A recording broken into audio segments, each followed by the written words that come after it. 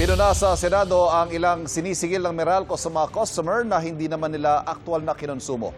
Kabilang dyan ang lifeline rate sa ilalim ng subsidy sa electric bill na pinagkukunan ng pondo bilang pantulong sa pinakamahihirap na mga Pilipino. Tanong ng ilang senador, bakit hindi pa ito saluhin ng Meralco at bakit kailangang ipasa sa mga consumer?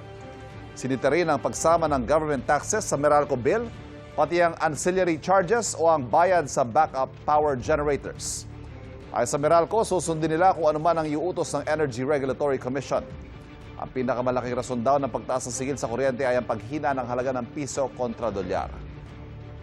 Hiling ng ilang senador, huwag nang isabay ang taas sigil sa kuryente sa pagtaas ng presyo ng iba pang produkto.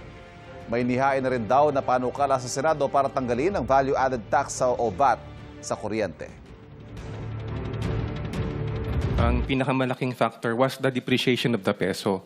Yung pag-generate po ng power, kumukonsumo po yan ng fuels, and the fuels that are imported are dollar-denominated. Actually po, kahit po yung indigenous fuel natin tulad ng malampaya, dollar-denominated po din yung bayad sa kanila.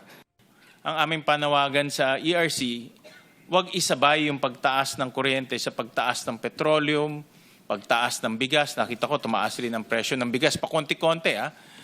So, triple whammy ang consumers natin.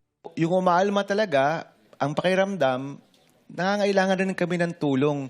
Nagbabayad naman kami ng buwis. Ba't ito nasasama pa sa kuryente natin? Maybe we can fund it in another way.